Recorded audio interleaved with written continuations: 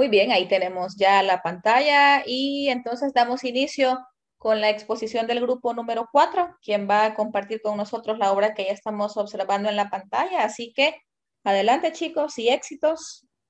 Ok, buenos días. Nosotros somos el grupo 4 y nos corresponde exponer sobre la obra Flores Oscuras. Vamos a empezar con la reflexión. Dice, a la cima no se llega superando a los demás, sino superándose a sí mismo. Yo siento que esta reflexión es bastante entendible.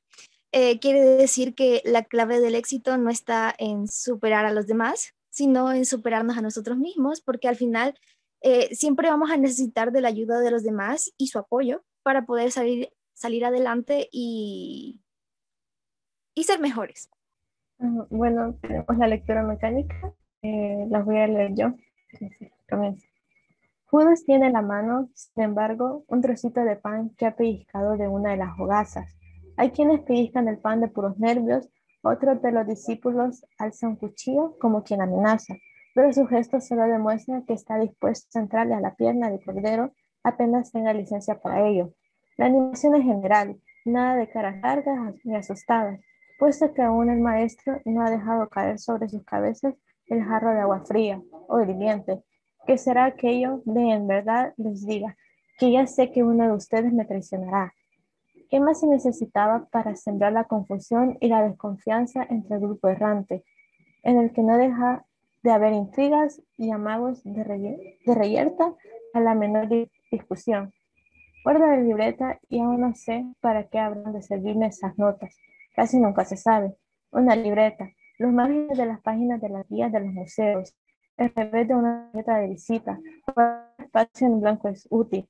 Algunas resultan de provecho cuando uno se encuentra de nuevo con ellas, revisando papeles viejos y las relee, pero en la mayoría de los casos, debido a que la atmósfera de apuro febril en que fueron escritas se ha disipado, se vuelven como esas hojas de otoño que se vuelan entre las páginas de los libros y ahí se marchitan, mostrando el esqueleto de sus nervaduras. Es un extracto de la historia de Flores Oscuras dentro de la obra Flores Oscuras. Muy bien, perfecto. Ahí teníamos las tres primeras partes de la presentación del grupo. Muy bien, la presentación, la reflexión también, creo que es bastante bueno ese consejo. Tenemos que saber que para superarnos no es que vamos a pasar por sobre los demás ni superar a otros, sino que al final nos debemos superar a nosotros mismos, ¿verdad? Así como nos lo planteaba Saraí. Y luego, pues la lectura mecánica me parece muy bien que hayan tomado un fragmento del relato Flores Oscuras, que prácticamente es el relato que hace que surja el nombre del libro como tal, ¿verdad? Bien, entonces vamos a partir ya con lo medular de la exposición, vamos a partir con los contextos y con esta parte nos ayudará Mónica, por favor. Buenos días. Buenos días. Hablando de la obra Flores Oscuras, tenemos un contexto social, eh, aunque las historias sean 12 diferentes, logramos ver que comparten una clase social baja. La historia que más nos muestra una diferencia de clase social es La Colina 155, que presenta un veterano de guerra donde se dedica a recoger latas junto a su hijo. Pero vemos la posición de un señor ya mayor que reconoce al hombre con su hijo y los ayuda. El anciano es adinerado, entonces se ve una clara ayuda social. Y respecto a las siguientes 11 historias, nos concentramos en personajes básicamente marginados de la historia. En un contexto político, las historias fueron escritas entre el 2007 al 2012, con una excepción de, de la historia con la excepción de la Cueva del Trono de la Calavera, que fue una historia que el autor había hecho cuando era muy joven, pero decidió retomarla tiempo después, volviendo en lo que es el contexto político. se da en Nicaragua, gobernada por Daniel Ortega Saavedra, perteneciente al Frente Sandinista de la Liberación Nacional. En contexto de toda la obra, nos muestra algunos acontecimientos políticos que fueron de gran relevancia, como la Revolución de Nicaragua y cuando estaba debajo del mando de la dictadura de Somoza y se encontraban en guerra debido a los sandinistas. Esto lo podemos observar más en Alas de la Guerra o Alas de la Gloria. Nos mencionan un hecho que fue crucial para el derrocamiento de la familia Somoza. En contexto económico, en una de las historias nos cuentan que en Nicaragua existe el robo de manjoles, una práctica muy común debido a los precios del cobre, ascendiendo hasta $16,000, pero más que todo consumida por China e India, para su estructura y comercio, básicamente. También tenemos la poca situación económica del país, debido a que otros personajes que ejercen trabajos honradamente terminan en desgracia, pero son reconocidos, como en Ya no estás a mi lado, corazón, donde Mireya ahí se prostituye debido a que no abarcaba los gastos del circo. Y además tenemos los sobornos que demuestran la corrupción. Representa también los pequeños condominios como lo fue una tienda familiar. Y en un contexto religioso, la mayoría de personas eran pertenecientes a la religión católica. En la historia de Flores Oscuras, que es la última, se analizan diferentes obras religiosas donde hablan de Judas, así como su historia y relación con Jesús. Al igual que en Ángela, el perímetro y el diablo, mencionan la presencia del diablo en el padre del hijo de Ángela, que no se hace cargo de la responsabilidad y aún después de su partida y los hechos desafortunados que eso trae, menciona de que el diablo se va. Gracias. Muy bien, ahí teníamos, gracias Mónica por haber abordado todos los contextos.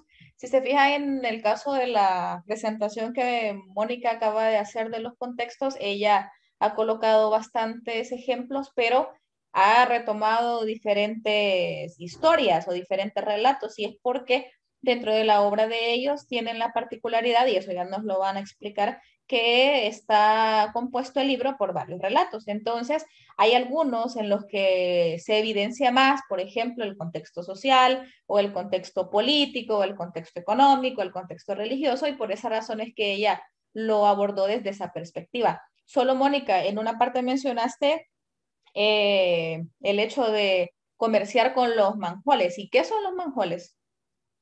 Según la explicación que el cuento donde aparece nos da. ¿Cómo lo podemos ambientar eso a nuestra realidad? ¿Será que nosotros tenemos manjoles aquí en nuestro país? ¿Qué es? Sí, manjoles es lo que, no sé si ustedes han visto cuando van por la calle, ya sea en carro o a pie, que hay como un hoyo en el piso. Ese hoyo, para que ustedes no logren caerse, está tapado y a ese se le llama manjol. Exacto, muy Tapas bien. alcantarillas. Ajá, muy bien. Y ahí tenemos, bueno, creo que Josué también había levantado la mano, Silvano acaba de escribir la respuesta. Los manjoles son las tapaderas o las tapas de las alcantarillas. Y obviamente en el cuento lo plantea con ese nombre, pero también en nuestro país, lastimosamente, y todavía en la actualidad, se da el hurto de las tapas de las alcantarillas. Si ustedes, bueno, cuando salen con sus papás o independientemente que vayan caminando o en bus o en carro, donde sea, se han de fijar que hay muchos hoyos de alcantarillas destapados, y eso es porque la gente pues las hurta para comerciar con el material del que están elaboradas. Incluso a veces también en las cunetas, como lo conocemos coloquialmente, en las orillas, también hay unos que son más grandes, que tienen hoyitos y que en teoría es para detener la basura y todo lo demás. A veces también se hurtan esas que son más grandes, y obviamente eso puede generar accidentes, ¿verdad? Accidentes a los vehículos que se queden trabados ahí, o alguna moto o bicicleta, o que alguna persona también se vaya a esos agujeros que quedan. que en realidad ha pasado en nuestro país sin irnos muy lejos. Entonces creo que con los contextos ya quedamos bastante claros. Vamos a pasar al siguiente punto, que es el autor, y con el autor nos va a ayudar Silvano. No sé si se les adelantó mucho la presentación. Ahí está. Bye. Disculpe, señor, es que estoy teniendo problemas con el Inter y no sé qué está pasando. No hay problema, no te preocupes. Vaya, ahí está, cabal. Vamos a ver si Silvano. Vaya, va a ver lo del micro. Vaya, entonces no hay problema. Que te ayude, vaya, Josué, explícanos tú la biografía y luego le damos otra cosa a Silvano mientras él resuelve. Va, buenos días. Buenos días, sí. El autor de nuestra obra, Flores Oscuras, es Sergio Ramírez. Sergio Ramírez Mercado nació un 5 de agosto de 1942 en Nicaragua. Es un periodista, político, abogado. Y en 1995 estudió Derecho en la Universidad de Nuevo León y fundó la revista Venta y Movimiento Literario del mismo nombre. Va. De ahí, a lo largo de su vida, ha participado en la política de su país, porque fue vicepresidente de Nicaragua de 1985 hasta 1990 y en el 1977 encabezó un grupo opositor llamado Los Doce, que eran personas intelectuales como sacerdotes, empresarios, en apoyo al Frente Sandinista de la Liberación Nacional, ¿va?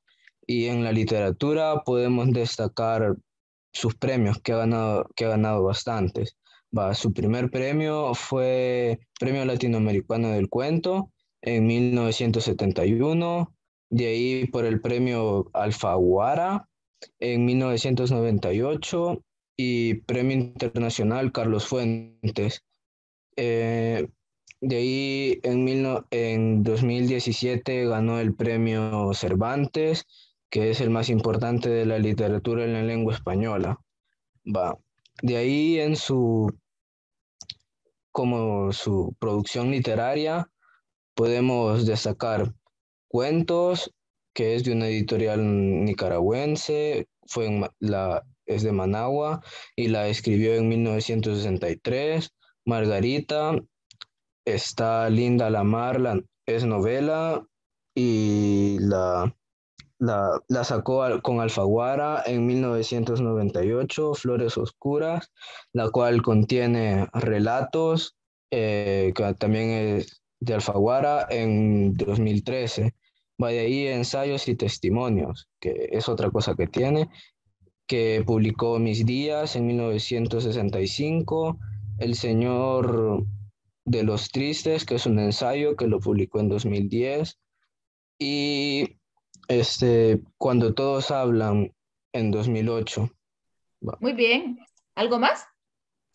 Ah, perdón, es que se me había olvidado la palabra, lo de Alfaguara y es la editorial. Exacto. Muy bien, es la editorial. Vaya, ahora, según lo que nos has comentado y explicado acerca de Sergio Ramírez, Josué, ¿en qué consideras que se inspiró este señor para escribir estos relatos que forman el libro Flores Oscuras? ¿Cuáles fueron los temas o aquellas cosas que podemos relacionar con su vida? Por ejemplo, con su vida, como dice que fue vicepresidente y ha estado en la política, por lo cual estuvo en el tiempo de cuando Nicaragua se encontraba en conflicto. Y eso se puede ver quiero ver, como en una obra o en dos relatos que prácticamente nos cuentan historias de la guerra. Y de ahí, supongo que a lo largo de su vida escuchó todas las cosas esas. Y son historias prácticamente de la vida cotidiana que le podría pasar a cualquier persona. Muy bien, Josué. Vamos a ver, Mónica, ¿va a agregar algo más? Sí, Dale. como ya mencionó mi compañero Josué, Sergio fue periodista y en una entrevista que él hicieron, él dijo que se basaba mucho en las crónicas policíacas y donde sacaba la mayoría de sus personajes, al igual que de los periódicos. porque decía de que esos personajes marginados, eh, para él, eran los mejores personajes para un cuento.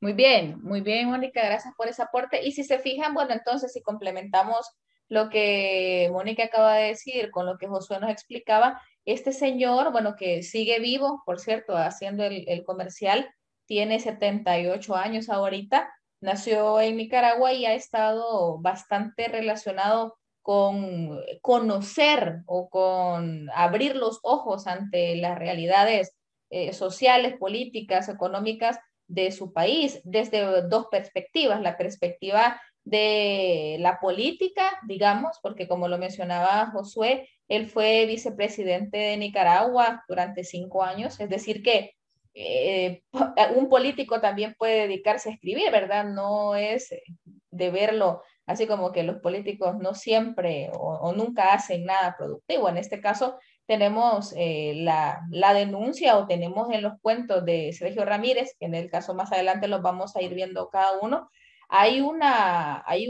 un reflejo de estas realidades. Entonces significa que tuvo el lado de la política y luego tuvo el lado también del periodismo. Un periodista está enterado o está interesado en conocer y reflejar, en este caso, en sus relatos o en sus textos, este tipo de situaciones que aquejan, porque la mayoría de cosas reflejadas, pues sí pueden haber cosas positivas, sí, pueden haberlas, pero casi siempre es más importante quizá el reflejar las cosas negativas para generar una conciencia y que de alguna manera se puedan cambiar estas realidades. Entonces, es una vida bastante interesante la que tiene Sergio Ramírez porque ha estado en el mundo de la política, ha escrito bastantes textos, ya Josué nos mencionaba algunos, ha ganado bastantes premios también. ¿Significa eso que su obra ha sido reconocida? Significa eso que en Latinoamérica, que en Nicaragua específicamente,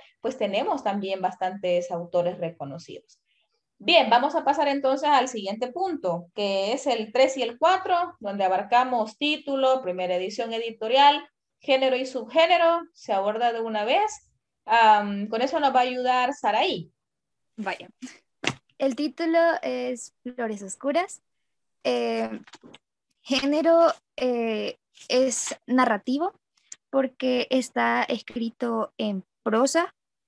Nos relata una historia que en este caso puede ser real o ficticia. Quiero ver, presenta un narrador y quiero ver, en el caso de nuestra historia, yo considero que en su mayoría el narrador es omnisciente, con excepción de algunos cuentos como El mundo de Truro y Owa, Flores Oscuras y No me vayan a haber dejado solo, que el narrador es protagonista.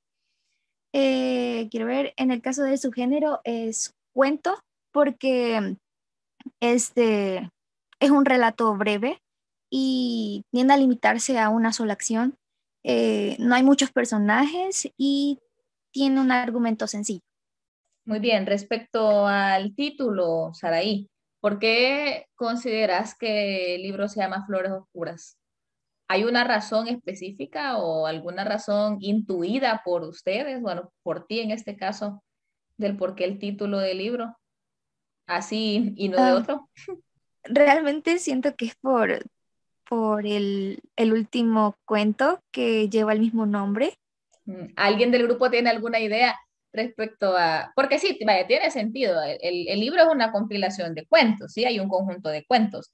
Y uno de esos cuentos se llama Flores Oscuras y el libro pues toma el nombre de uno de esos cuentos. Pero ¿por qué será que el de ese y no de otro? ¿Por qué no Ah, ponerle Adán y Eva o por qué no ponerle La Colina 155? No sé, Josué.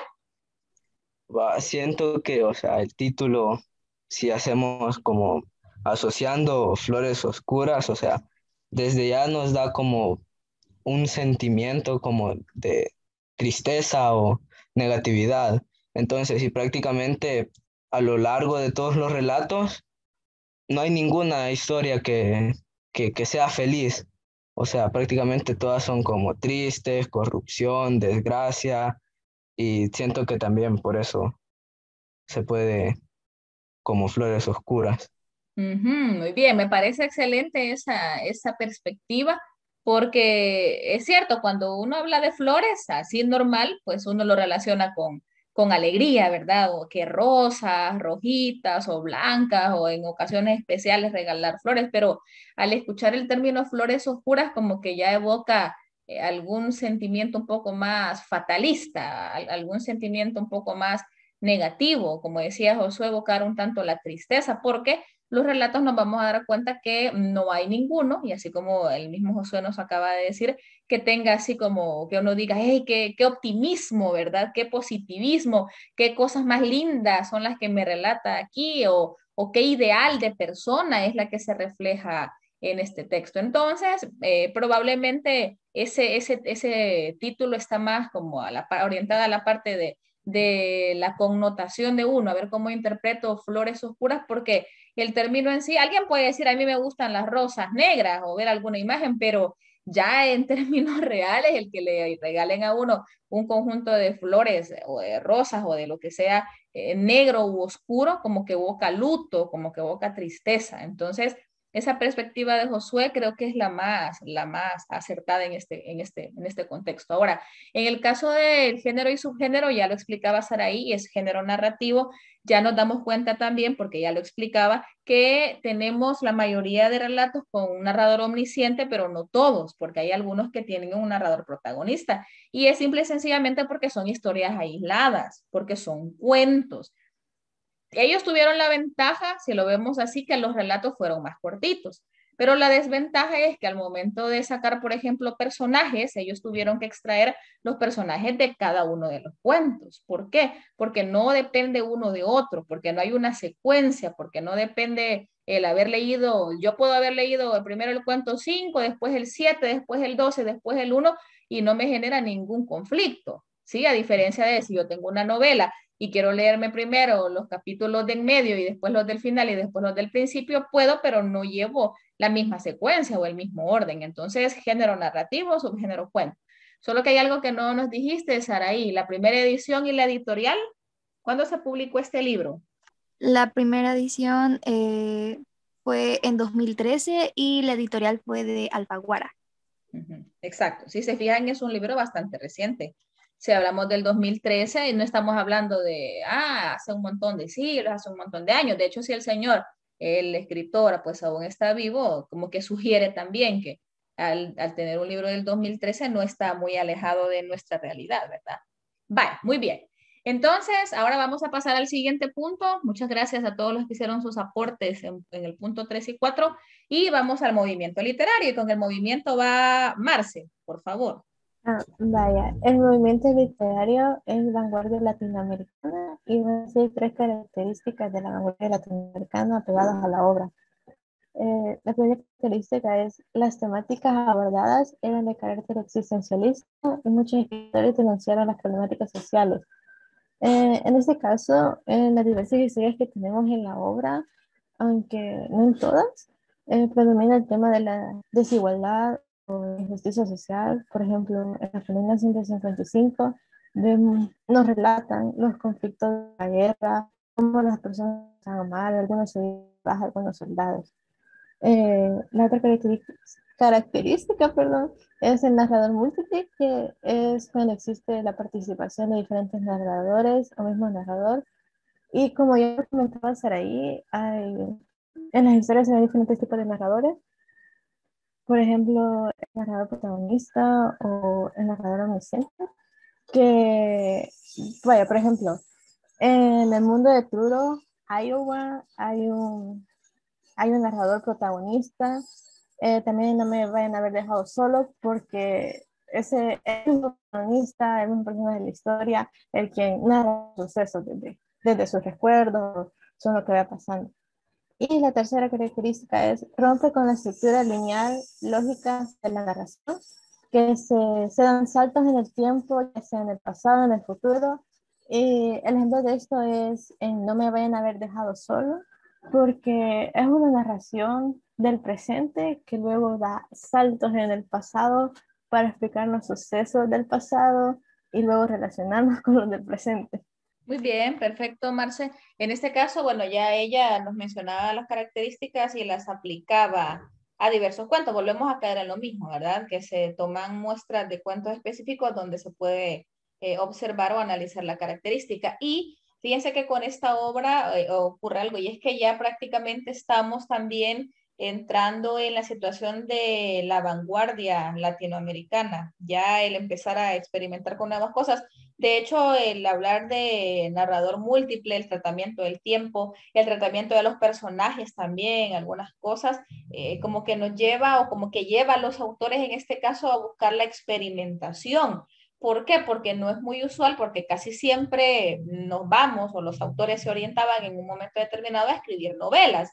Y no nos vamos a ir lejos. Las primeras tres historias que sus compañeros nos han compartido en las exposiciones anteriores han sido novelas. Entonces, ¿qué pasa aquí o por qué en este libro, perdón, resultan ser cuentos y que cada cuento es totalmente distinto? Y a veces, y cuando ya veamos los títulos, por ejemplo, hay algunos títulos que al momento de leer el contenido, uno dice, bueno, ¿y por qué se llama así? Como que no le encontramos quizá ni mucha lógica en cuanto al título con lo que trata, pero en algún momento determinado es parte de las novedades, es parte de la experimentación. Otra de las cosas que también podemos empezar a notar y que de hecho ya próximamente vamos a ver este tema de las vanguardias, ya como un desarrollo de un contenido oficial, que se abandona lo anecdótico para generar algunos relatos que son ilógicos o que son absurdos, porque no estoy diciendo con esto que los relatos que el grupo ha leído sean ilógicos o sean absurdos, pero hay algunas cosas que uno quisiera que me den o más explicación o que hubiera algo más concreto. Por ejemplo, en el autobús amarillo, en algún momento alguien puede decir, bueno, ¿y qué fue lo que pasó aquí? Al final, ¿dónde está este personaje? ¿Qué le sucedió? ¿Y qué pasó con la esposa? Entonces, como que nos lleva a nosotros como lectores a intentar tener un papel más activo y quieras o no también a cuestionarnos algunas cosas, ¿verdad? También temas existencialistas, problemas sociales. Entonces son cosas que debemos tener en cuenta y que vamos a fijarnos que en Latinoamérica surgió, que en Latinoamérica aparecen estas ideas, aparecen estos deseos de renovación. ¿Que las vanguardias tienen influencia europea? Sí, la tienen, pero también es importante que nos demos cuenta que agregamos nuestro estilo, ¿sí? Aunque retomemos algunas cosas de otros continentes, en el continente europeo generalmente, pues le colocamos nuestro sellito, ¿verdad? Entonces, bien, vamos a pasar a la ubicación geográfica. Vamos a ver si Silvano ya tiene disponibilidad de micro para la ubicación geográfica. Bueno, la ubicación geográfica se da más que todo en Managua, Nicaragua, aunque en algunos relatos como Flores Oscuras también están ubicaciones como Milán. Y pues esos, mayormente es en Managua y algunos lugares para Estados Unidos, así como en Florida. Vaya, y mencionarnos algunos lugares, tal vez no nombres específicos, vaya, porque sí, la mayoría de relatos están ambientados en Nicaragua, en Managua, pero si mencionamos, por ejemplo, se mencionan que universidades, casas, iglesias o qué sé yo, en alguno de los relatos, algunos lugares que se te vengan a la mente. En Flores Oscuras mencionan el Museo de Milán, pero no recuerdo el nombre en ese momento. Muy bien, un museo, perfecto. ¿Otro? También es en Puerta Falsa, creo que es el nombre de la historia, que se trata de un luchador que va a una pelea que arreglan en Florida y va a un estadio. Muy bien.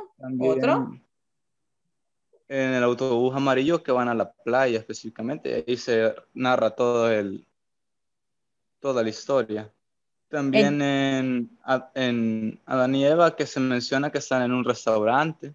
No recuerdo bien el nombre de la historia de donde están en el circo, pero ahí menciona un río que siempre está en Managua. Está, cuando está el relato de un circo, que, o sea, van al río y ahí está, y ahí donde está una de las denuncias sociales. Y, o sea, que una mujer se prostituye y ahí es donde van todos los clientes, en el río. Y ahí mismo donde la asesinan también. Muy bien, Silvano, vaya, me parece. Fíjense que en este caso, qué bueno que Silvano recordó varios lugares. Aquí Mónica agrega que es el Staples Center en Los Ángeles, que es el que mencionaste, de donde se da la Ajá. pelea. Ajá, muy bien. Gracias, Mónica, por complementar. Vamos a ver, Josué. Y también en la historia de los perros, Hansel y Abbott y Costello. eso, Abbott y Ajá, Costello, ajá. perdón, eso pasó en Costa Rica. Exacto, es uno de los que menciona un lugar distinto a Nicaragua. De hecho, me imaginé que cuando ya llegamos a la parte del argumento lo iban a decir, pero qué bueno que Josué lo agrega. En conclusión, nos podemos dar cuenta que los lugares que se mencionan son lugares comunes y corrientes, es decir, que no nos vamos a cosas que uno diga, ni siquiera conozco, ni siquiera sé qué es esto. Por ejemplo, un estadio, un circo, situaciones que tienen que ver con el aspecto puramente, vaya, la parte de las alcantarillas, uno conoce, pues, uno identifica, son situaciones cotidianas, son lugares cotidianos que la mayoría se llevan a cabo en Nicaragua, aunque hay algunos lugares mencionados de Estados Unidos y Costa Rica, que ya cuando veamos los argumentos de cada uno vamos a ir como aterrizando y concretando bien en cada uno de los lugares. Bien, vamos a pasar al siguiente punto, que son los temas. Yo creo que hasta ahí vamos a llegar, temas principales y secundarios, bueno, tema principal y temas secundarios, y con esto nos ayuda Josué, por favor. Va, entonces, en Adán y Eva, como tema principal, tenemos la corrupción y como temas secundarios, urbanización y vicio. Va, de ahí en la puerta falsa tenemos como tema principal que es también la lucha por la vida y como secundarios enfermedades, boxeos y trabajo infantil. De ahí en la cueva del trono como tema principal tenemos robo y temas secundarios bullying, amistad y aventura. Y en Ya no estás a mi lado, corazón, el tema principal es el homicidio de Mireya y como temas secundarios tenemos asesinato, prostitución, deudas, tragedia, compañerismo, verdad, pobreza e injusticia. De ahí en Alas de la Gloria como tema principal el homicidio de José Trinidad, temas secundarios, asesinato, guerra, inconsciencia, revolución y vicios. De ahí en la colina 155, el tema principal, el reencuentro, tema secundario, la delincuencia, el robo y la guerra. En No me vayan a haber dejado solo, como tema principal, la soledad y como temas secundarios, recuerdos, nostalgia y la muerte. De ahí en Ángela, el Petimetre y el Diablo como tema principal es el noviazgo de Ángela, temas secundarios el amor, desgracia y tristeza. En el mundo de Truro, Iowa, como tema principal la soledad, temas secundarios migración, amor, tristeza. En el autobús amarillo, tema principal es la muerte repentina, temas secundarios la desesperación, tragedia y el desconsuelo de perder a un ser querido. En Abbott y Costello, eh, tema principal la impunidad y temas secundarios brutalidad. En Flores Oscuras, tema principal las representaciones artísticas y como temas secundarios análisis artístico, observación y perspectivas. Muy bien, perfecto. Ahí teníamos la mención de los temas principales y temas secundarios de cada uno de los relatos. Ahora, Josué, lo que vas a tener que hacer es elegir dos de los cuentos, los que tú quieras, y nos vas a ejemplificar los temas. Si decís, por ejemplo, que el tema principal es la impunidad, ¿por qué? ¿En qué parte del cuento? Sin entrar mucho en detalle, se evidencia, pero es colocar un ejemplo. Obviamente no puede ser de todos, como les decía aquel día, por cuestión de tiempo, pero te voy a dar chance que elijas dos, los que a ti te parezcan más convenientes para que nos ejemplifiques los temas. Va, regresa a las primeras dos, Marcela, porfa. Muy bien, perfecto. Vas a empezar con esos, me parece. Esto es solo para que nos demos cuenta más o menos de cómo los compañeros han extraído los temas, ¿sí? Pero vaya, dale. Va, en Adán y Eva, yo puse como tema principal la corrupción porque en la historia básicamente el hombre se enfoca en hablar del trato que le han ofrecido para dejar libre al narcotraficante. Esa es como la idea principal de la plática que tiene con su conciencia. De ahí en temas secundarios puse urbanización, porque recuerdo que al inicio de la obra, cuando él iba saliendo de su casa, menciona que antes todas esas calles estaban como, no estaban tan urbanizadas, o sea, no habían colonias, no habían tantas casas, sino que había más árboles. Vicios porque van a un bar y toma, o sea, se ve no tanto el alcoholismo, pero sí se puede suponer que tomar es un vicio, entonces sí. De ahí reflexión porque, o sea, al que el hombre esté hablando con la conciencia, trata de reflexionar en sí mismo de lo que va a hacer.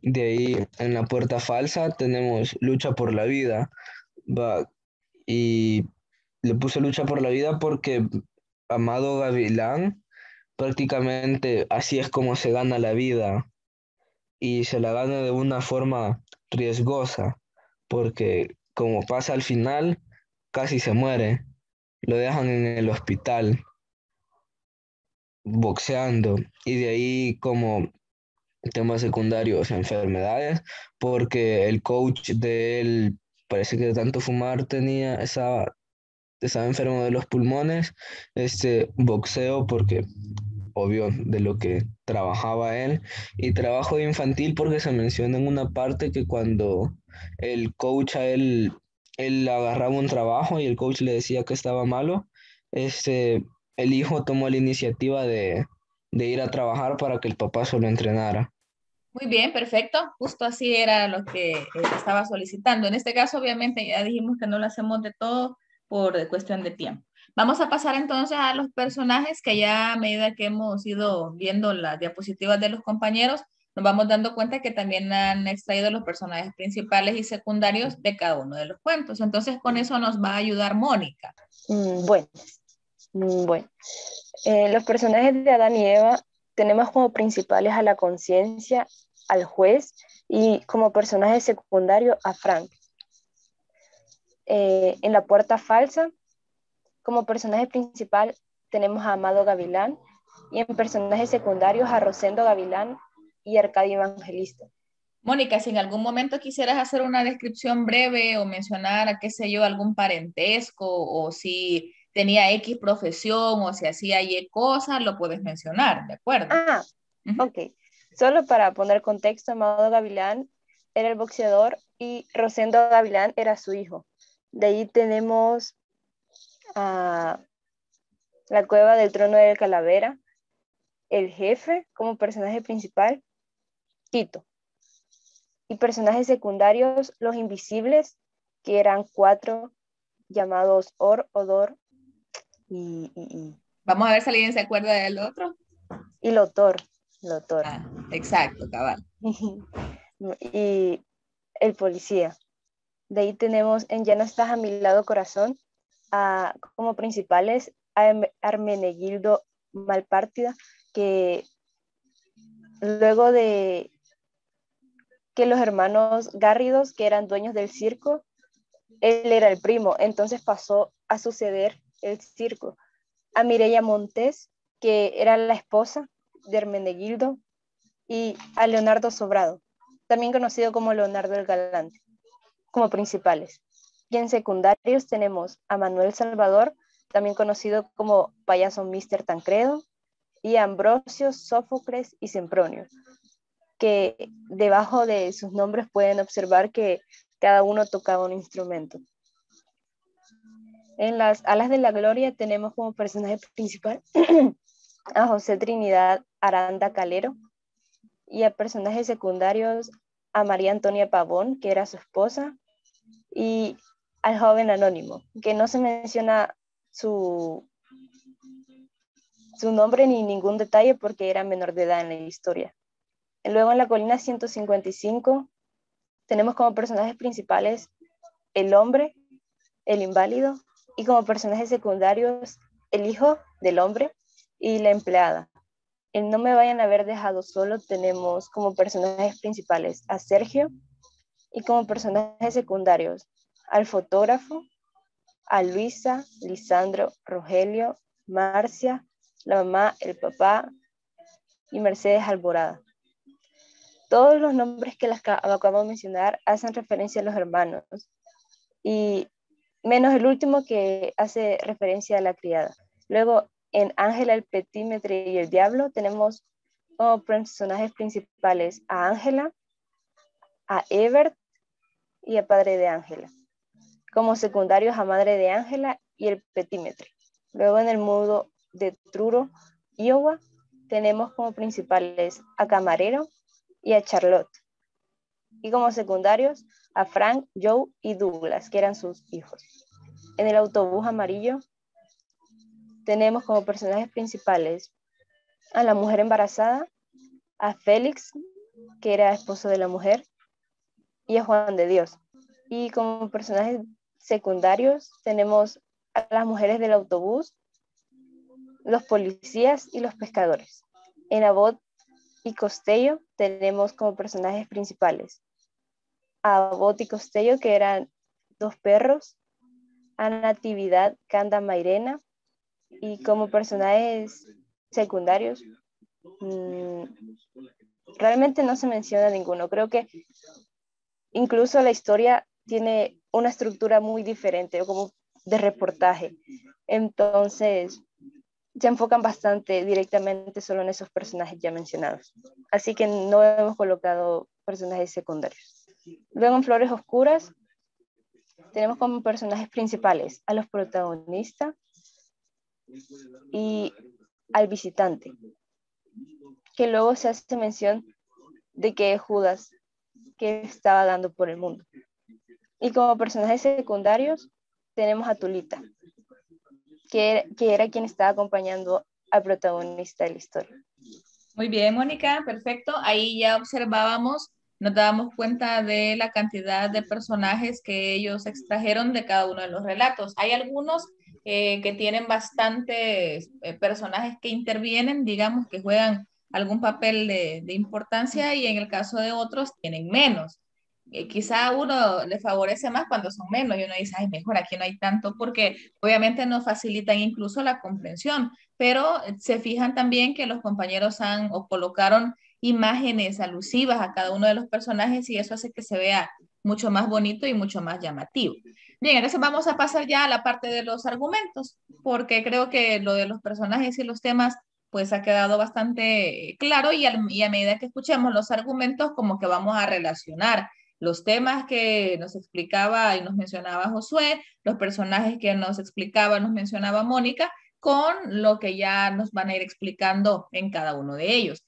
Esta parte del argumento sí no la va a explicar una sola persona, porque ya sabemos que son varias historias y la idea tampoco es saturar a una misma persona, así que va a comenzar alguien y en algún momento yo voy a decir, bueno, hasta cuál, y va a continuar ayudando a alguien. En este caso va a comenzar Marce, y nos va a explicar los argumentos del cuento 1 al 4. O sea que va a empezar desde Adán y Eva y nos va a explicar hasta Ya no estás más a mi lado, corazón. Ok, entonces la primera historia es Adán y Eva. La historia comienza con un hombre que es un juez, quien invita a una mujer a tomar unos tragos a un bar, y esta mujer es la personificación de su conciencia. Ya en el bar, que se llama Adán y Eva, como el cuento, el hombre le comenta acerca de un trato que le han ofrecido, que es acerca de dictar una sentencia favorable para un narcotraficante. Y le confiesa a la conciencia que pues ha tenido problemas económicos y que tiene que pagar la universidad de sus hijos, entonces necesita su dinero. Él quería que su conciencia pues lo detuviera, porque su conciencia tenía que hacer lo correcto, porque en su trabajo, o sea, siempre había hecho lo correcto, ella siempre había ejercido bien su trabajo, pero la conciencia le dijo de que pues muchas personas habían hecho cosas peores, así que prácticamente le dijo que sí, pues que estaba bien y que aceptara el trato. Y pues el hombre ya se quedó con la conciencia tranquila y la historia termina en que llegan más personas al bar y terminan brindando todos. La segunda historia es La Puerta Falsa, que, perdón si escuchan ruido. La historia comienza con Amado Gavilán, que es un boxeador no muy conocido, quien está por pelear en el Staples Center contra Arcadio Evangelista, que es un boxeador que él sí ya es algo reconocido.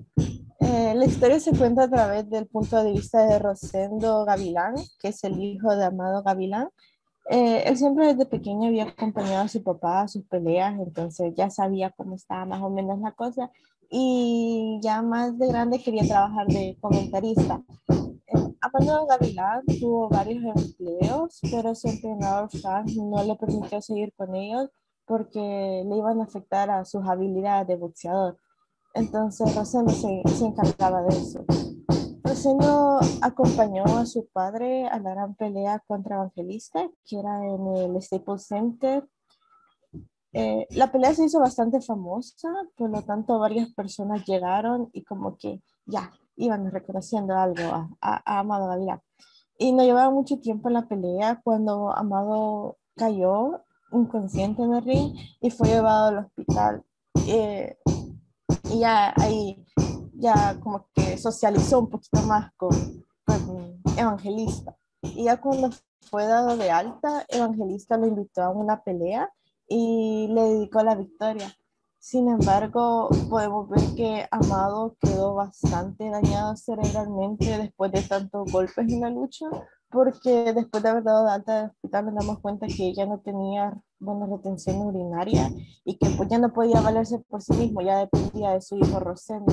Entonces Rosendo cuenta que su padre siempre existió, pero en el anonimato. Entonces de pronto había salido del anonimato por aquella puerta falsa.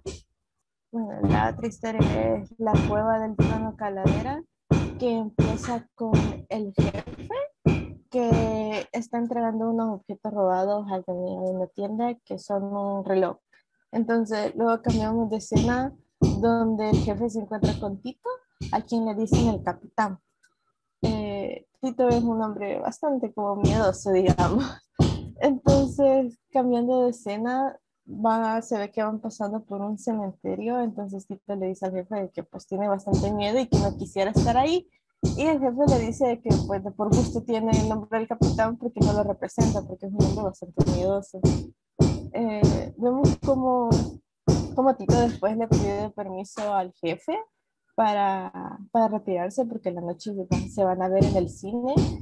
Pero después nos cuentan de que jamás se encontraron en el cine, que jamás llegaron. Luego cuentan que el padre de Tito tiene una tienda de comida y vemos que Tito le roba un anillo. Entonces se lo da al jefe, así como de que te soy fiel, entonces te doy este anillo. Luego vemos que Tito y el jefe se ponen a jugar las escondidas en una cueva. Entonces, jugando las escondidas, Tito era quien tenía que contar y el jefe era quien se iba a esconder. Y pasado un rato, Tito no encontraba al jefe. Entonces, se pone a llorar, ¿no? Se pone a llorar porque no lo encuentra y el jefe le dice de que no se puede jugar con él porque era muy llorón, entonces que no se aguantaba nada. Luego vemos que el jefe le dice a Tito de que va a dejar la hermandad que ellos tienen, a pesar de haber jurado ante el trono de Calavera de eso que tenían esa su hermandad. Entonces Tito le dice llorando de que por favor no se vaya y que se quede ahí con él. Entonces el jefe le dice que no se preocupe, que los invisibles le van a cuidar, que por cierto los invisibles son 4, pero jamás se miran en el cuento, jamás se miran así. O sea, solo se les hace mención, jamás se ven, porque supuestamente son bien tímidos. Entonces le dice de que no se preocupe, que los invisibles la van a cuidar. Y ya, ahí termina la historia. Muy bien, Marce. Hoy el cuento 4, el siguiente.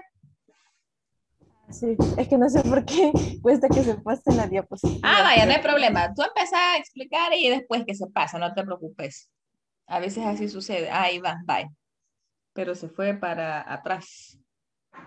Ahora Yo sí. creo Sí. Ah, vaya, perdón. Ella no está a mi lado corazón. Empieza con que hay un circo de los hermanos Garrido que lastimosamente pues se fue a la ruina y se quemó, entonces quedó en ruina. Entonces aparece Luzbel, que es el sobrino de estos hermanos Garrido, quien hereda el circo. Entonces junto a su compañía se esmera para sacarlo adelante porque cada quien tiene un rol específico en el circo. Entonces sobre todo las personas que trabajan en el circo, destaca Mireia, la Mireia Sin Par, porque se encarga de vender las entradas, hace la comida, la limpieza, también es trapecista, se encarga de lavar los vestuarios y afuera del circo pues vendía fotos de todos los integrantes. Y a pesar de que todos tenían todos estos ingresos, aparte del circo, lastimosamente no les alcanzaba.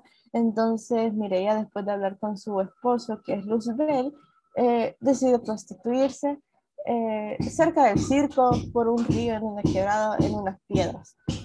Entonces, Mireia recibe a su clientela ahí, mientras que su esposo allá a lo lejos desde el circo le canta así como, o sea, como que la acompaña, vaya, si bien no está a la par de ella, pero le canta para que ella escuche y sepa que él está ahí. Pero una noche Mireia es asesinada.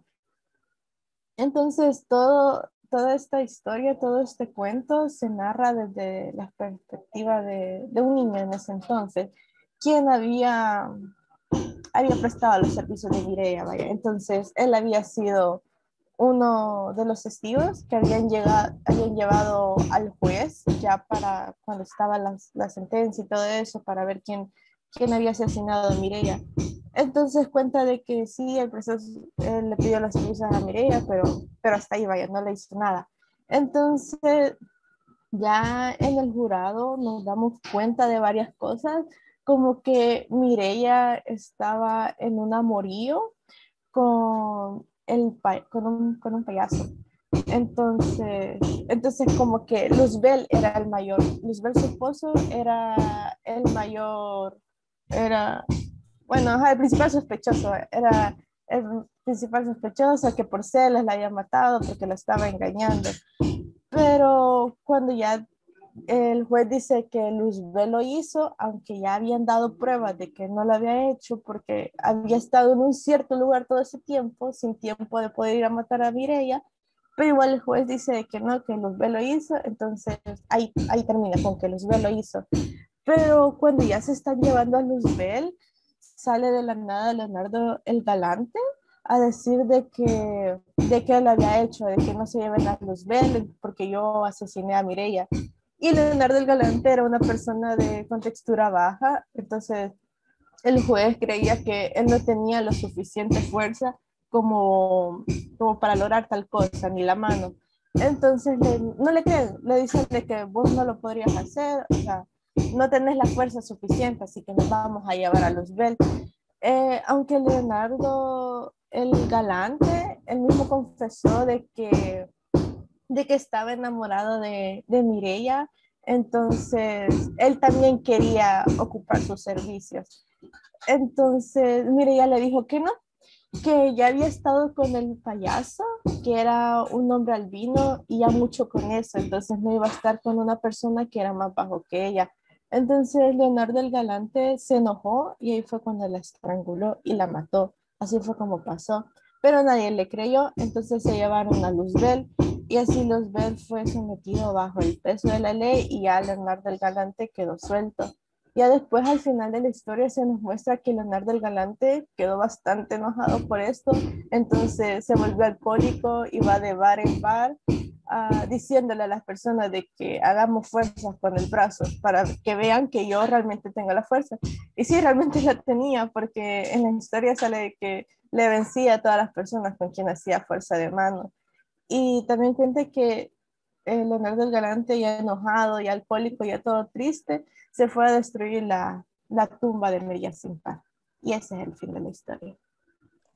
Muy bien, perfecto. Gracias, Marce. De hecho, creo que de todas las historias, bueno, al final vamos a escuchar la opinión de ustedes, pero este es uno de los más, de los que quizás pueden llamar más la atención, porque tienen la trama bien, bien armada y hasta cierto punto es curioso porque nos damos cuenta que culpan a Luzbel, pero en realidad quien había sido era Leonardo, pero como ustedes más o menos han de tener alguna idea, siempre o la mayoría de veces en los circos hay un atractivo que es una persona de baja estatura, los que a veces de manera despectiva los conocemos como enanitos, ¿verdad? Y él era uno de esos, entonces nadie le creía que Leonardo había sido capaz de asesinar a la sin par Mireya, pero obviamente sí había sido él, pero nadie le creía por su estatura, por su complexión física. Y él anduvo de bar en bar luego intentando hacer fuerza de mano o con sus brazos para demostrar que en realidad sí tenía fuerza, pero si lo vemos así, le fue bien porque nunca lo juzgaron, no se lo llevaron preso, a pesar que él mismo lo confesó y dijo y desmintió que no había sido Luzbel. Entonces esta parte sí es bien curiosa, Marcelo explicó bastante bien. Bueno, Josué quiere aportar algo más, Josué. Ah, cabe aportar va, que al final el niño se convirtió en el juez de ahí de la ciudad. Es cierto, exacto. Es cierto, es cierto. Muy bien, Josué, gracias por aclarar eso, por agregarlo. Si se fijan acá, hay de todo en las historias. Por lo menos los primeros cuatro que hemos escuchado, ninguno de ellos como que tiene relación con el otro. Son historias bien aisladas. Vaya, vamos a escuchar entonces los argumentos del 5 al 8 y con eso nos va a ayudar Saraí, desde las salas de la gloria hasta Ángela, Petimetre y el diablo. Bueno, empezamos con las alas de la gloria. Está escrito como en una especie de reportaje.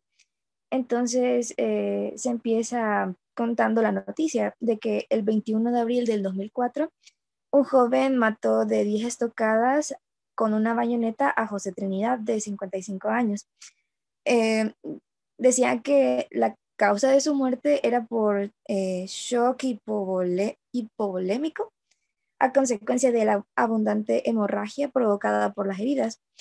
Em, También se decía de que el joven mató a José Trinidad a eso de las 2 de la mañana por una discusión afuera de la cantina. Y la razón era porque estaban discutiendo para ver quién de los dos era más hombre. Este, de ahí como que se empieza a contar un poco de la vida de José Trinidad y se dice de que él fue tocado por las alas de la gloria por sus hazañas como guerrillero. Eh, un caso fue que el 22 de agosto de 1978, en comando con Rigoberto López, formó parte de uno de los 3 escuadrones que penetraron el portón oeste del Palacio Nacional. Y esto fue un hallazgo importante para la historia de Nicaragua porque este, afectó bastante a la dictadura de la familia Somoza, tanto así que al año siguiente ellos ya fueron derrocados. Quiero ver, también formó parte de las columnas del Frente Sur bajo el mando del padre Gaspar en Costuria. Ajá. Y de los pocos miembros del comando que sobrevivieron, terminaron siendo pobres y alcohólicos, al igual que él. Y lo curioso de la historia es que el arma con el que fue asesinado realmente era como una especie de tesoro, que era la bayoneta, porque él lo tomaba como un trofeo de sus tiempos de gloria y se sentía bastante orgulloso de ella. Entonces es bastante curioso que la cosa que más atesoraba terminó siendo la causa de su muerte. De ahí va la colina 155. La historia comienza con el narrador exponiendo las injusticias, como es el robo de manjoles, que es bastante frecuente en Nicaragua y que eso es la causa de muchos accidentes, tanto en conductores como en peatones. y que los ladrones siempre tienen en la mira estos materiales, ya que el precio de, de este metal se ha triplicado debido a que China e India han acelerado sus inversiones industriales y de infraestructura. Entonces, esto provoca que varios talleres de Nicaragua se dediquen a comprar estos materiales de forma ilegal. Quiero ver, esto es como una especie de introducción para relatar la vida de un hombre y esto se divide en dos casos. El caso A presenta a un hombre de 50 años junto a su hijo de 12 que se dedican a recoger latas de basura y en una ocasión pasan cerca de una casa de un hombre adinerado y la empleada del lugar les pregunta que si quieren recoger las latas dentro de la casa del dueño, ya que esto como que le ahorraría el trabajo de recoger la basura a ella. Entonces el hombre lo ve como una bendición, ya que eso sería como todas las latas de un día que le tocarían recoger. Vaya, entonces el hombre entra, recoge las latas y cuando se va, se encuentra con el dueño y este le sonríe. Entonces, eso lo hace sentir como juzgado. Entonces, termina botando las latas al suelo como si lo hubieran descubierto robando. Entonces, esto nos da a entender que él había sido juzgado tanto que aun cuando está haciendo algo correcto, eh, como que no se siente bien. Y bueno, de ahí va el caso B, que es el mismo hombre pobre junto a su hijo de 12 años, pero que en este caso se dedican a robar manjoles. Entonces han sido heridos y están escapando de la policía. Entonces terminan entrando en la casa del mismo dueño, del hombre adinerado, y por alguna razón los encubre. Cuando la policía intenta entrar a la casa para revisar, el dueño le dice que no tienen por qué hacerlo y los policías se van. Entonces el dueño trata como invitados al hombre y a su hijo. Y esto lo desconcierta porque el hombre lo trata bien. Y de ahí como que el caso A y B se juntan. Y en este caso, este, así, se empieza contando de que el hombre adinerado es inválido debido a la diabetes y que le empieza a contar como anécdotas y resulta que el hombre y el inválido eran supuestos amigos de hace tiempo, pero el hombre como que no recuerda eso. Y entonces resulta que que el hombre en los tiempos de guerra era como, tenía a cargo un escuadrón y todos los miembros del escuadrón le tenían que rendir cuentas y hacían todo lo que él decía. El punto es que el hombre rico era uno de los hombres que pertenecían al escuadrón del hombre que robaba. Y además de eso, él se sentía muy agradecido el hombre rico se sentía muy agradecido con el que robaba, ya que en una ocasión él le salvó la vida. Entonces, por esa misma razón, le ofrece toda la ayuda económica que necesite, también le ofrece empleo a su hijo y todas las comunidades debido a algo que hizo en el pasado, a pesar de que el hombre que el hombre que robaba no recordaba muy bien. Vaya, vamos con el siguiente. Acuérdate que la presentación a veces se tarda un poquito. Ok. Bueno, la Ahí siguiente está. Vaya. historia, no me vayan a haber dejado solo. Esto es una carta que le escriben a Lisandro y a Marcia en noviembre de 1950. Ahí el protagonista está describiendo una foto que encontró en su infancia, de su infancia. Eh, Ahí está junto a sus hermanos Luisa, Lisandro, Rogelio y su hermanita pequeña que acaba de nacer. Debido a las cosas que había en la foto, puede intuir que la foto fue tomada en la mañana, un domingo de noviembre de 1950, y fue en la puerta de la sala. De ahí empieza a describir el lugar, las habitaciones. Decía que la casa tenía 3 puertas, una era de la sala y 2 que funcionaban de pieza esquinera. Este, los ladrillos eran de color blanco y el piso era rojo. Em, También menciona hechos del pasado y futuro. Por ejemplo, que el 18 de septiembre de ese año el abuelo se muere, y también menciona que en un futuro Luisa, su hermana, se muere de 49 años y su hermano Rogelio se muere de 43, pero que en ese tiempo Luisa tenía figura delgada, era morena y tenía el cabello partido. Eh, También mencionan anécdotas como que Rogelio, cuando le quitaron los bucles, le hicieron una gran fiesta, ya que en esa familia se acostumbraba a celebrar todo. De ahí Lisandro, que se fue a México en el futuro y nunca regresó. Y bueno, el fotógrafo tomó la foto con una cámara de marca Rolleiflex, algo así. Y estaba bastante molesto porque el protagonista, ya que tenía 8 años, se movía bastante, entonces no le dejaba tomar bien la foto. Y quiero ver, de ahí continuaba describiendo los lugares de la casa.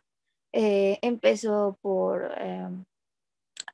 contando sobre, bueno, describiendo el cuarto de su hermana, el cuarto de sus hermanos que dormían todos juntos, y que también había un patio, y en todo eso que narraba se dio cuenta de que ya se estaba haciendo tarde. Entonces, una de las costumbres de la casa era que a las 12 se servía el almuerzo y el papá cerraba la tienda para ese momento, para poder comer bien con su familia. Entonces, el protagonista siente que ya está muy tarde, que ya pasó mucho tiempo describiendo las habitaciones, así que decide irse al comedor para encontrarse con los demás y el almuerzo servido, pero cuando llega se da cuenta de que no hay nadie y entonces empieza a cuestionar. Primero piensa de que tal vez su mamá decidió ir a visitar a su abuela porque como su abuela había fallecido, entonces le quería dar el pésame, y en eso se llevó a todos sus hermanos. Pero lo que le parecía raro es que la tienda estaba cerrada y el papá no estaba ahí. Y después se dio cuenta que tampoco estaba la sirvienta ni nadie, y así termina la historia. Y bueno, de ahí va Ángela, el petimetre y el diablo. Primero nos muestran a Ángela, que ya es una mujer de 40 años y que fue la última que ha quedado de 2 hermanos y vive junto a, su, a sus padres. Ella tenía un novio que la iba a visitar a su casa siempre. Quiero ver, su papá era músico y su madre era cocinera de rosquillas de maíz montadas. A sus padres no les agradaba el novio que tenía Ángela, ya que él era un borracho y se llama Bristol. El papá lo llamaba Petimetre, y esto lo sacó de una historieta que traía un almaneque, un almaque. un Dalmar. Y eh, ninguno de los papás les agradaba a Bristol y y además de que le decían petimetre, decían que era el mismísimo diablo. Y según el catecismo de de la doctrina cristiana, se dice que el diablo es un ser perverso que es de una inteligencia superior y que se relame de gusto a la hora de tramar un enredo. Y digo esto por una escena que es que los papás, la única manera de explicar el suceso fue que el petimetre era el mismísimo diablo, porque un día la esposa se encontraba demasiado enferma de asma. Entonces el papá tenía que cuidar a la mamá y no podía estar vigilando a los novios. Y además de eso, era un día en el que estaba lloviendo súper fuerte, entonces el novio no se podía ir, así que se quedó con Ángela. Y de paso que el papá se terminó quedando dormido. Así que Bristol y Ángela aprovecharon ese momento para estar juntos y fruto de esto Ángela quedó embarazada. Entonces tuvieron un bebé y se planeaba casarlos por lo civil y luego divorciarlos para que el niño tuviera un apellido. Primero Bristol aceptó, pero después se negó ya que él vivía con la dueña de un puesto de aguardiente y como él era borracho no podía perder esa oportunidad. Así que se fue. Y el 27 de marzo de 1948 nace el bebé a quien nombraron Hebert. Este, Él creció siendo un niño consentido tanto por su mamá como por sus abuelos, así que se volvió un niño malcriado. Eh, Quiero ver, la única, lo único que heredó de su papá fue una biblioteca, ya que él terminó muriendo a causa de una crisis alcohólica. Y se notaba que Hebert quería bastante a su papá por una frase que escribió en un libro que decía que esto había sido regalado por su amado padre. Quiero ver, tiempo después, su mamá termina muriendo de un paro cardíaco y cuando crece, Hebert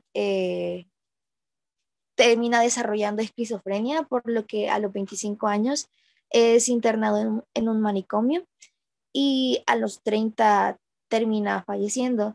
Y es en ese momento en el que el diablo al fin deja el lugar y dejando así una casa vacía que al narrador le tocó destruir.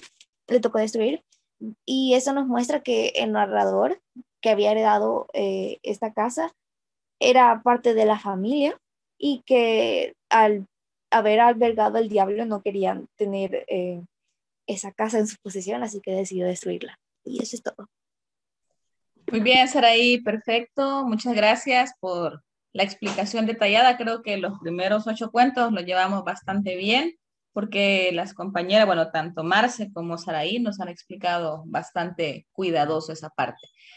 Bueno, vaya, la historia comienza con un hombre nicaragüense quien también trabaja como un camarero. Y se ve que es un hombre bastante callado, pero que aunque sea callado, se graduó de la Universidad Técnica Continental. Y él jamás había sido bueno con las lenguas extranjeras, que era un requisito para graduarse, mucho menos cuando en inglés. Así que después de un pago al director, se logra graduar como licenciado en Ciencias del Turismo y mientras trabaja, conoce a Charlotte, que es una mujer estadounidense con quien después se casa. Charlotte estaba en Nicaragua por trabajo porque ella inseminaba vacas. Entonces, bueno, se casan y tienen 3 hijos. Vivían en Nicaragua, pero Charlotte dice de que ella se quiere regresar a Estados Unidos porque ahí sus hijos van a tener una vida mejor y que pues ya extraña su casita. Entonces, los niños que son Frank, Joe y Douglas eh, crecen hablando solamente inglés porque iban a un colegio donde hablaban inglés y su mamá solo solo les hablaba en inglés. Entonces, cuando llegan a Estados Unidos, ya los niños pierden su escaso español que tenían, ya no hablan para nada, entonces, pues, ya no se pueden comunicar con su papá. Charlotte ya llegando a Estados Unidos aumenta sus horas de trabajo, lo cual le genera más dinero para sus ingresos, entonces eso está bien. Pero el problema es que nuestro protagonista no sabe nada de inglés, entonces la única persona con la que se puede comunicar es Charlotte, porque es la única que sabe español en todo Truro y sus hijos ya ni le hablan. Entonces, pasado el tiempo, ya nuestro protagonista está bastante triste porque ya no le hablan sus hijos, ya no se ve con Charlotte, hasta que un día Charlotte le dice de que ya está perdiendo su español, que casi ya no recuerda ninguna palabra. Entonces el protagonista se exalta bastante y le dice que por qué, si ella era bastante buena hablando español. Entonces, ya exaltado, ya está todo devastado porque Charlotte, la única persona quien le entiende el español, pues ya lo está perdiendo, entonces ya no se va a poder comunicar con nadie. Entonces, lo único que le queda es pagar por la casa, no ve la televisión porque no la entiende, no abre la puerta porque no sabe con quién se va a encontrar, ya no atiende el teléfono si es que llaman porque tampoco entiende. Entonces, ya se va quedando como un hombre que ya no habla, de pasar de un hombre callado se volvió un hombre mudo prácticamente. Entonces solo está ahí vagando por la casa, viendo la ventana y ya, tiene el miedo que todo el mundo se olvide de él y que también tiene miedo de olvidar cómo comunicarse y no sabe si se está quedando mudo o que quizá ya lo es. Sí, ahí termino.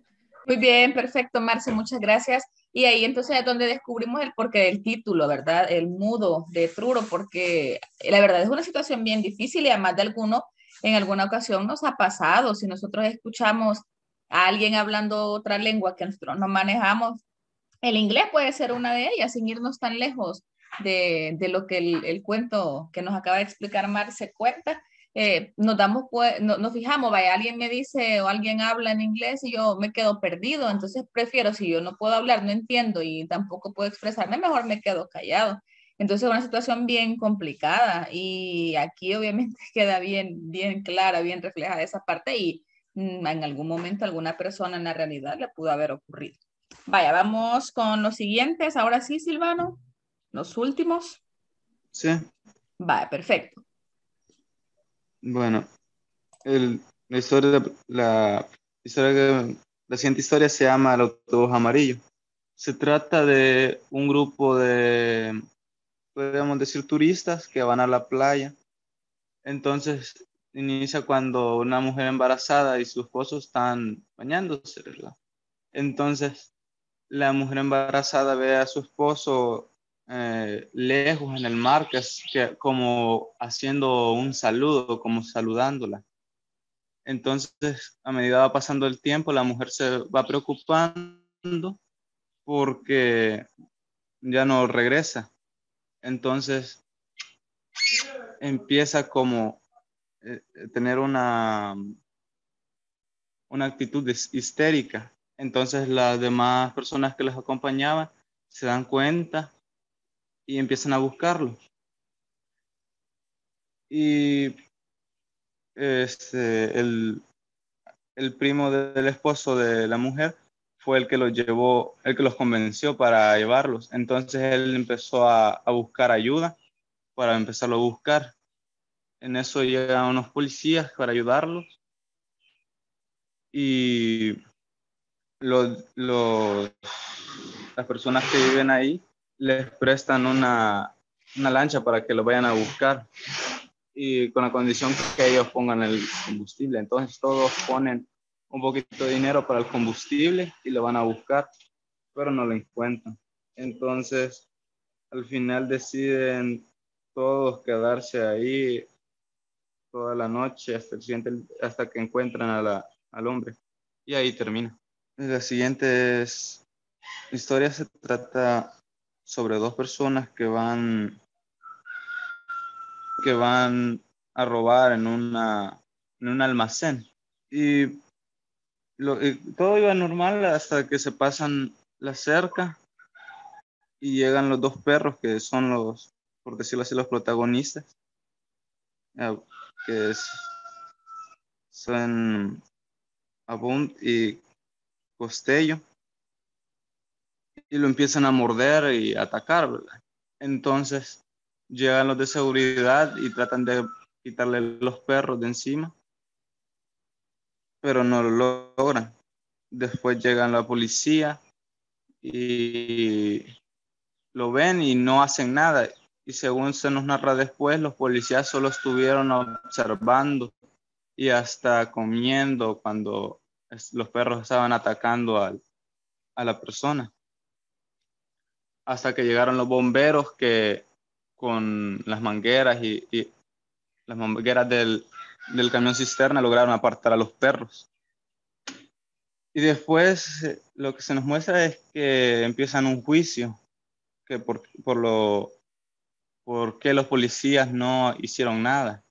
Y incluso una de las conclusiones a las que llegaron al hacer una representación de lo sucedido fue que los perros eran más rápidos que las balas y que por eso los policías no podían disparar. Y entonces al final los policías el caso queda así como inconcluso y al final nadie termina como culpable. Y la mamá de la persona que fue asesinada por los perros solo queda con su dolor. La última historia de Flores Oscuras, que transcurre cuando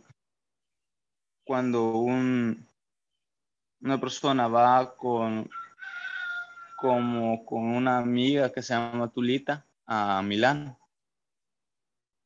y va al museo a ver ver las obras de arte y se encuentra a otra persona con la que le pide que le lea la inscripción que está abajo de del cuadro de la obra de arte, porque él había dicho que se le habían olvidado sus lentes en su hotel. Entonces él se la lea y después le pide de favor que le lea la de otra. Y se la lee también y entonces ve una expresión como de decepción por, por las fechas, porque pensaba que uno de los artistas le había copiado a otro, pero al final resulta que era al contrario. Entonces empiezan a tener una conversación sobre las obras de arte que la mayoría son de carácter religioso, la mayoría son de la Última Cena en específico, hasta que se quedan en una en específico y empiezan a hablar sobre la relación que tuvo Jesús con los discípulos y en especial con la que tuvo con Judas. Al final del diálogo que tuvieron, pues el, el, el protagonista se enoja un poco con el otro señor por una frase que él dijo y se termina yendo al hotel y se encuentra con la llamada Tulita. Y ese es el fin. Muy bien, Silvano, muchas gracias por contarnos lo que sucede con los últimos relatos. Y ahora entonces solo pasamos a la parte de la denuncia y con esa nos va a ayudar Josué, ya para finalizar. Va, hay algunas obras que sí tienen denuncia. Por ejemplo, la primera, que es la de Adán y Eva, podemos tomar que la denuncia social es como que hay corrupción en el mundo y que con un poquito de dinero todo se puede hacer. Ajá, de ahí en la puerta falsa,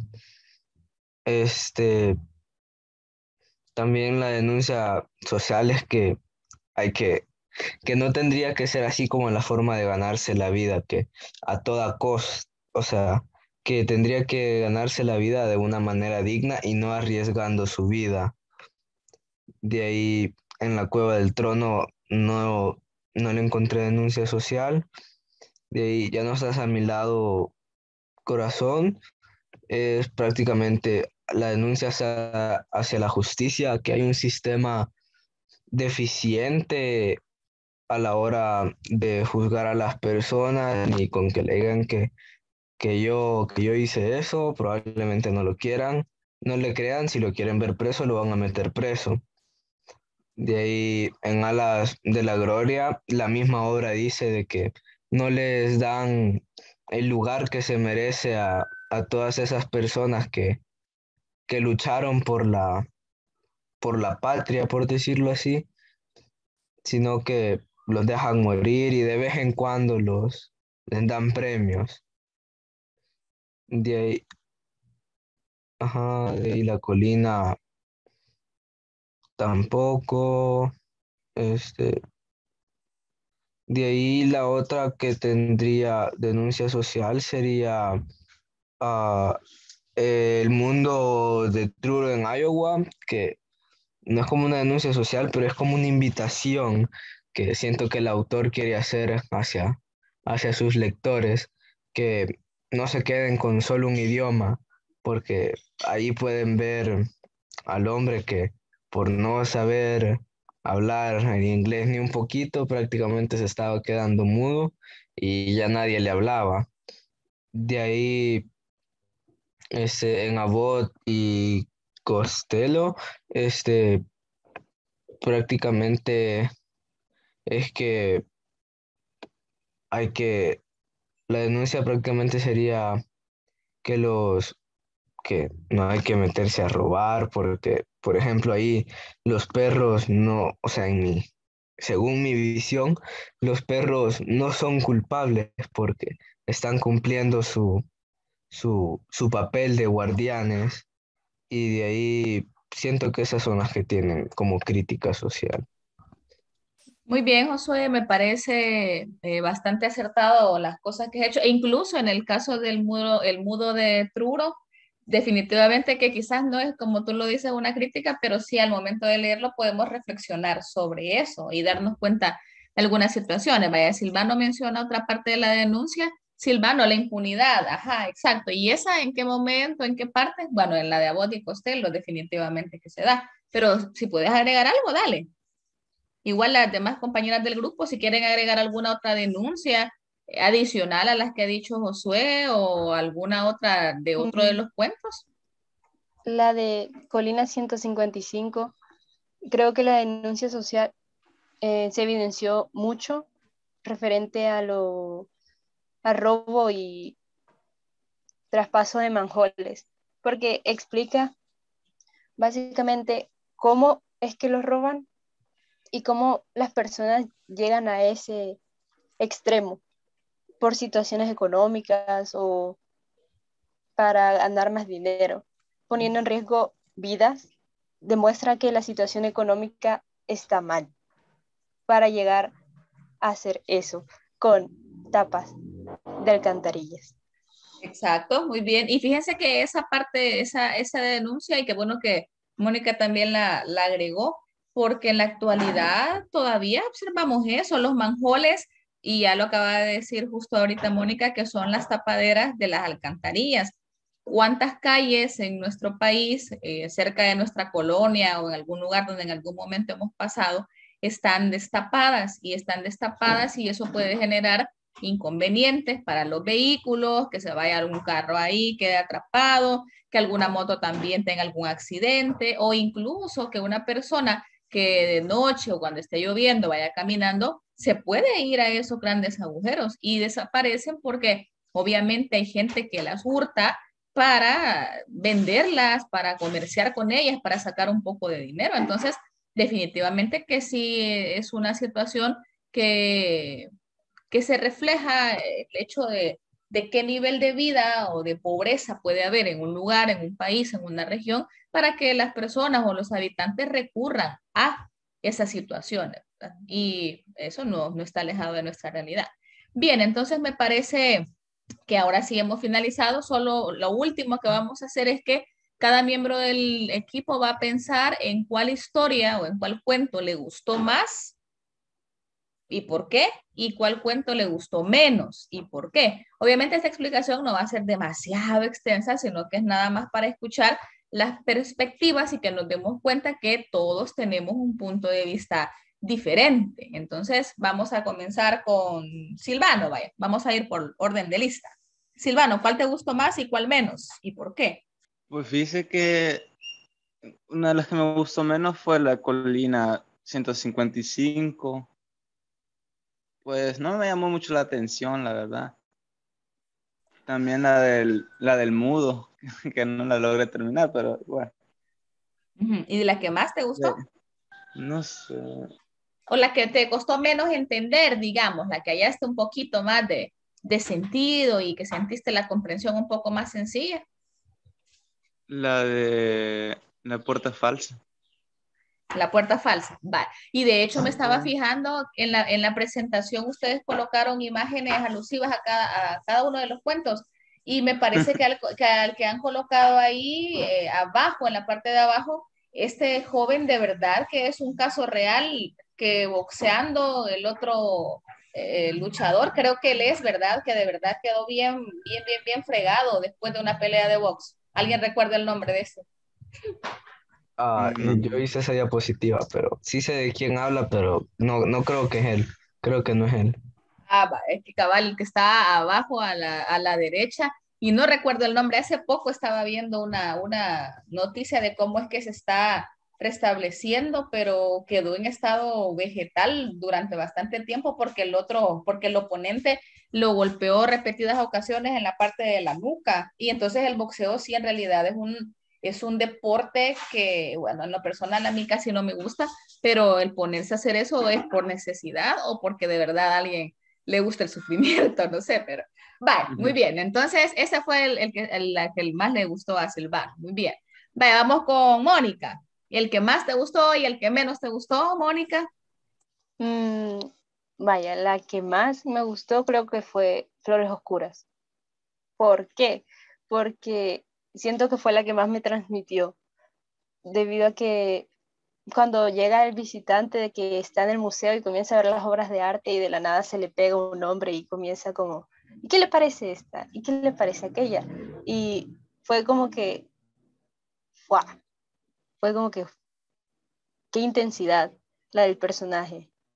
Entonces, al final todavía creo que lo busca al final para pedirle perdón debido a sus actitudes, pero el protagonista le dice que no puede, que se tiene que ir ya y el hombre se queda como con cara de dolido o algo así.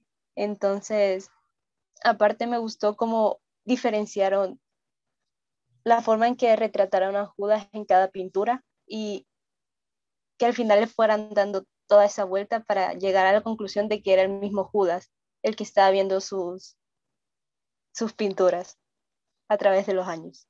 De ahí la que menos me gustó fue, creo que la cueva del trono de Calavera, porque no le encontré mucho sentido a la historia. Muy bien, perfecto. Ahí tenemos otra perspectiva.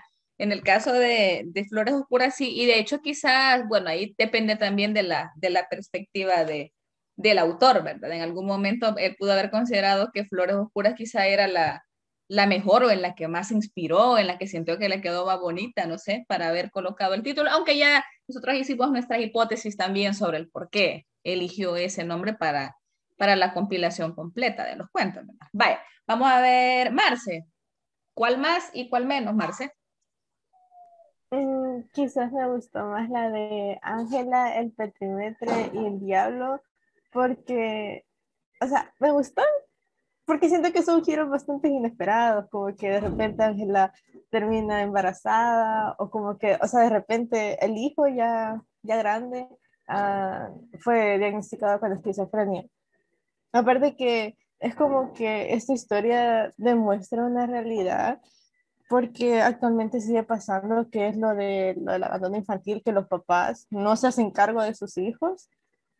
Solo, o sea, solo dejan a su novia, a la mujer embarazada y ya, desaparecen. Entonces siento que demuestra una realidad y eso también es una crítica social que se ve en la historia, porque el Petimetre no le da ni el apellido, no se quiere casar y después divorciarse con Ángela, solo se va porque prefiere el trago en vez de su novia y de su hijo.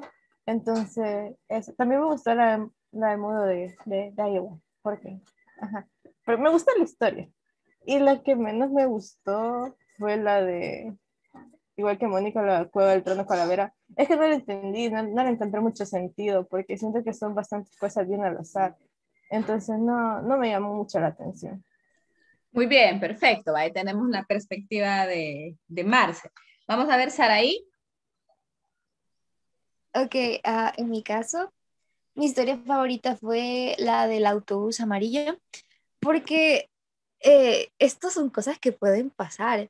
Y a medida que leía, yo sentía la tensión de la mujer al ver que su marido ya no estaba, que se lo había llevado la corriente. Y también me pareció bastante duro ver que a pesar de que su esposo se lo había llevado a la corriente, los demás turistas seguían en lo suyo, divirtiéndose como si nada hubiera pasado. Y también me gustó bastante ese cambio al final, cuando ya era de noche y la esposa aceptó que ya su esposo definitivamente estaba muerto, pero que al menos quería quedarse con el cadáver, que no se podía ir sin el cadáver. Y en el caso, la obra que menos me gustó, igual que mis compañeras, fue La Cueva del Trono de la Calavera. Es que además de ser la obra más corta, realmente no le encontré sentido. Muy bien, perfecto. Vamos con Josué. Bueno, a mí la que más me gustó fue la de Ya no estás a mi lado, corazón, porque es la que más se entiende y la que es como más interesante por lo que pasa, por su trama y todo eso.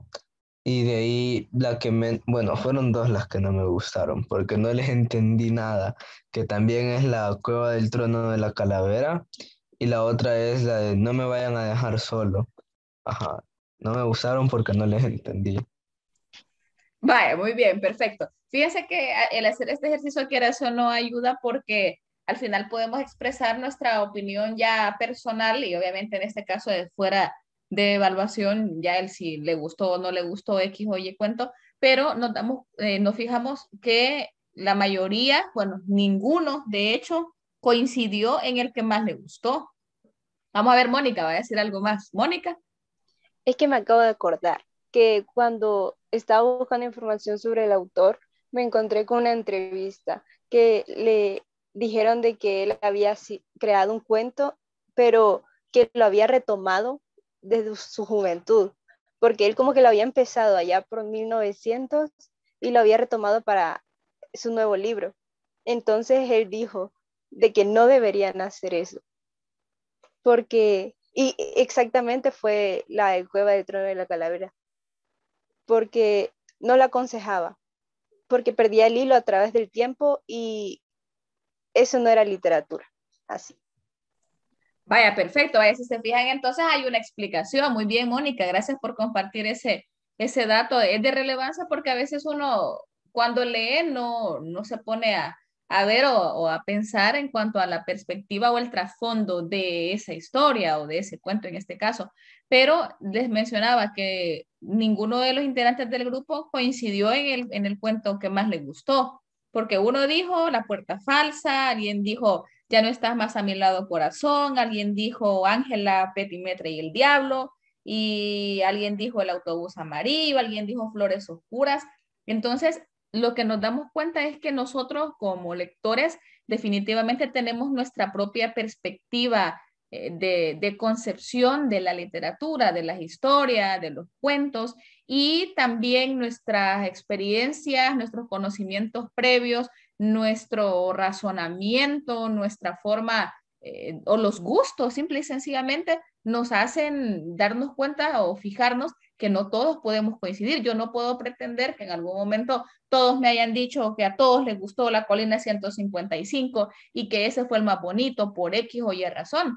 O por el contrario, en el caso de los que no les gustaron. Aquí sí hubo una coincidencia, porque hubo 4 de ustedes que acertaron o que coincidieron con la Cueva del Trono de la Calavera. pero también eso depende de la comprensión, porque una historia, un cuento, una novela que nos lleve de manera, ya sea secuencial, cronológica o no, pero que nos vaya dando un desarrollo lógico de las acciones, nos hace comprender mucho mejor el mensaje. Ya algunos ya nos dejamos ir por la parte, si trata sentimientos o si trata de muerte, y a mí me gusta la muerte, o si menciona las situaciones de relaciones entre parejas o desaparecidos o qué sé yo. Entonces ahí sí definitivamente cada uno coloca su perspectiva, pero nos damos cuenta que en esta obra hay de todo y hay diferentes. Vaya, por ejemplo, en el caso de Abbott y Costello, nadie dijo que había sido su favorito. No quiere decir que no les gustara. Yo les pregunté uno que tenían que limitarse y elegir de entre todos, pero alguien puede haber dicho, a mí también me gustó en ese caso. Y alguien pudo haber dicho, no, a mí no me gustó porque siento demasiado cruel o siento demasiado grotesco el que dos Rottweiler maten a alguien y que al final quede impune. Ahora, ¿qué se podía hacer? Es la pregunta también. ¿Qué podríamos haber hecho en ese caso? ¿Alguien del grupo pensó en eso o sacó alguna hipótesis de cómo es que ese crimen no podía haber quedado impune? ¿Qué podíamos hacer? Vamos a ver si alguien se anima a decirnos qué pensó después de esto, porque tenemos las dos perspectivas, la de la mamá de Natividad y la de Natividad, por supuesto, que se murió, o sea, se murió y los familiares se quedaron tristes y desconsolados por el fallecimiento de su familiar, pero necesitamos que se haga justicia. Pero ¿cómo vamos a hacer justicia? ¿Qué tendríamos que haber o qué tendría que haber pasado ahí para que esa historia tuviera un final feliz, entre comillas? Mónica. Tal vez una remuneración a la familia. Pero es que, Ajá. la verdad, yo no apoyo el que sacrificaran a los perros porque, no sé, no lo apoyo. Exacto, y esa es una muy buena pregunta porque vaya, alguien podría haber dicho, no, que los maten, que los sacrifiquen porque son unos asesinos, y hay mucha gente que tiene o que les teme a esos perros, no únicamente a los Rottweilers, sino que a todos estos perros que son de razas grandotas. Hay mucha gente que les teme porque sienten que son sanguinarios y que son, pero eso obviamente depende de la crianza también. Pero en este caso, sacrificar a los perritos, yo en lo personal tampoco estaría de acuerdo con eso, porque al final es un instinto, siento yo. Quizás una indemnización sí hubiese sido lo más conveniente, el dar dinerito. Ahora, con eso no hubieran vuelto a la vida Natividad. Vamos a ver, Josué levantó la mano y después Silvano, que quiere decir algo. Y la verdad, yo no siento que ni que la remuneración sea como en plan correcta, porque, o sea, apoyaría una remuneración si, digamos, si Natividad hubiera ido caminando en la calle, que se le hubieran tirado los perros. Ajá. Pero, o sea, Natividad no solo iba pasando, sino que se iba a meter a robar. Muy bien, vaya. Eso también es cierto. Ahí sí hay que ser bien conscientes de esa situación. Vamos a ver, Silvano, qué iba a decir. La verdad, con lo de los perros estaban haciendo su trabajo, ellos estaban cuidando y, o sea, para eso los tenían. El problema estuvo en los policías, que no hicieron nada por quitarle los perros, pudiendo.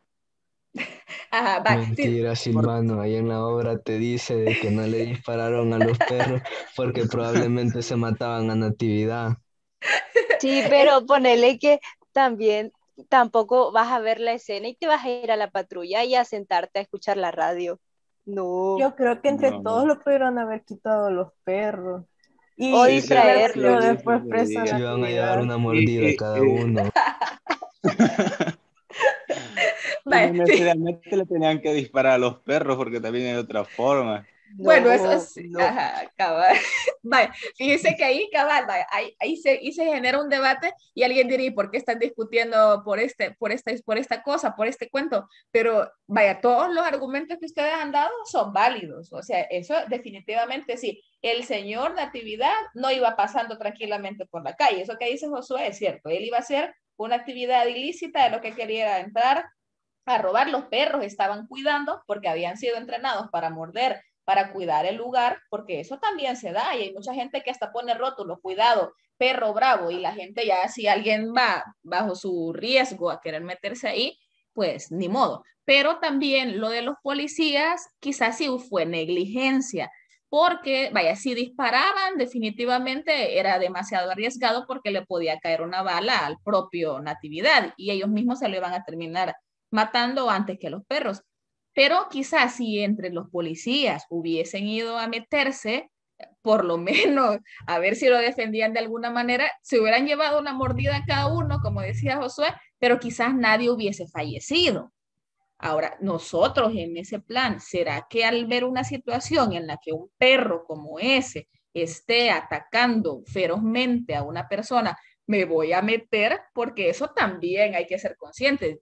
O sea, si alguien ve la escena, diría, no, yo lo voy a defender. O quizás alguien diría, no, no creo que lo maten, no creo que maten a la persona y no meterse por miedo. Pero sí, quizás si nos vamos a este plano, la parte de los policías también fue algo negligente, porque como que era, qué película la que estaban viendo, bueno, a ver qué pasa con este. Aunque hay gente también que con los malos, con los ladrones, con los asesinos y todo eso, pues también dicen, bueno, si son malos, que les vaya mal también. Entonces, al final, bueno, qué bueno que cada uno dio su aporte y es la perspectiva del autor, así quiso que su cuento quedara, pero puede generar polémica, puede generar debate y en algún momento hasta sus compañeros podrían haber tomado una postura que ahorita no la han dicho porque el grupo es el que está exponiendo, pero que cada uno de haber escuchado, después de haber escuchado el argumento y lo que sus compañeros dicen, podrían haber tomado una postura y decir, yo me iría por esta parte o yo me voy por esta otra. Entonces, bueno, chicos, vamos a terminar. Terminamos ya con la exposición de ustedes. Les agradezco mucho a todo el equipo por haber compartido con nosotros esta historia que es un tanto diferente y es bastante compleja en el sentido que eran bastantes historias y que tuvieron que diversificar los temas, los personajes, los argumentos, pero lo hicieron excelente, los felicito por eso y ya solo quedamos pendientes entonces con el último grupo, con el grupo número 5, que vamos a escuchar la otra semana para cerrar